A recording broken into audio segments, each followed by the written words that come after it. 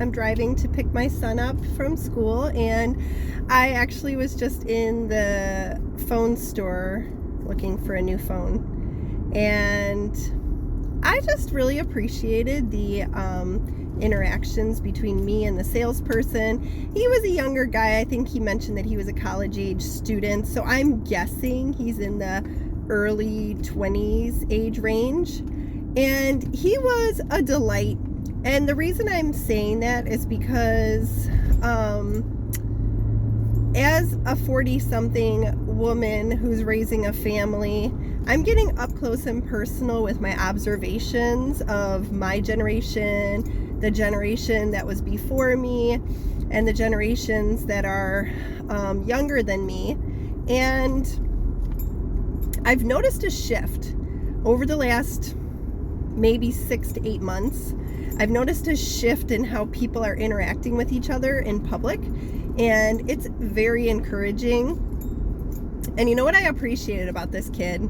I know that I'm not like of wisdom age, so to speak, but I'd say in my 40s I have some wisdom to share, and I do appreciate when somebody utilizes it and takes it for what it is, as, you know, just pure-hearted intentions for making the world a better place. That's kind of my mission and encouragement. It's never to make anybody feel bad about themselves. But so, you know, in this time period, I was being the way I normally am, which is I basically know what I want and I don't settle for anything different. And he just kept trying to get me into that brand new iPhone.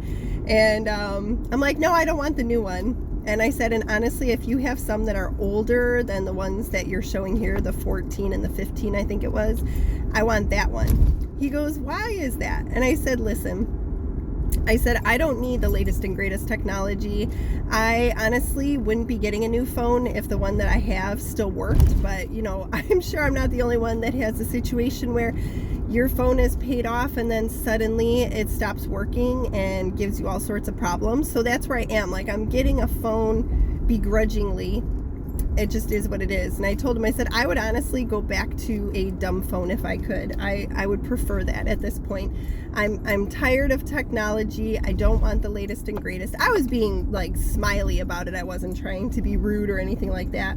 But it was just interesting because he wasn't arguing with me at any stretch. In fact, I felt like he was really soaking up what I was saying and using it for his, you know, his perspective.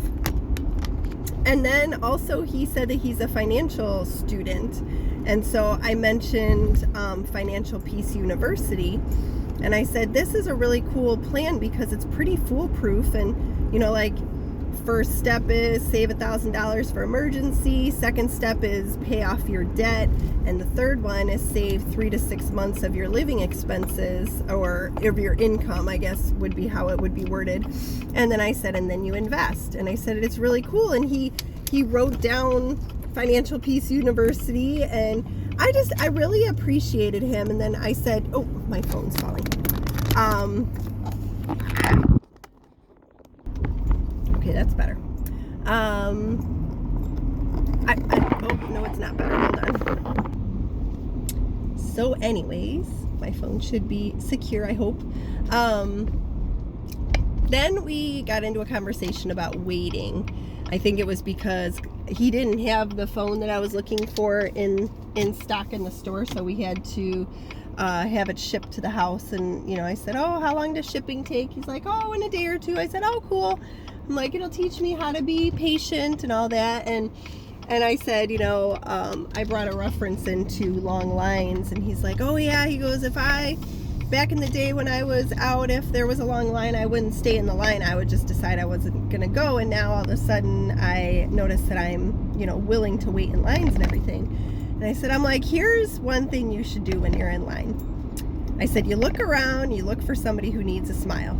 And then he went on to say how it's been interesting because he's noticing people are a little bit more engaging and willing to talk. And I just thought, you know, he's right, because people have been hurting for a few years now, as we've already established many times. And But there is a shift, and I hope where you are, you're noticing the same type of thing, and it really is encouraging.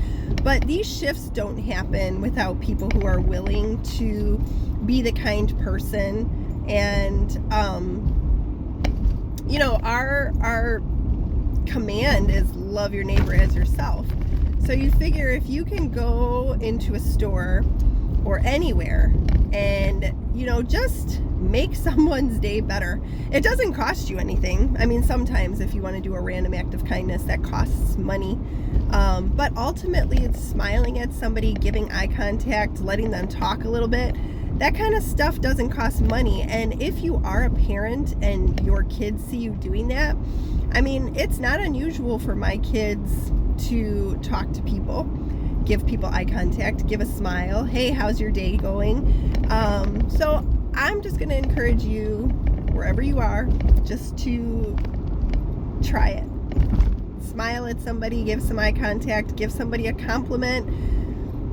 Wait patiently in line and look around, see if there's anything that you can do, you know, right around you. And it does make a difference. Not only does it make you feel better, but then it makes other people feel better. And then there's a snowball of good things. Have a great day.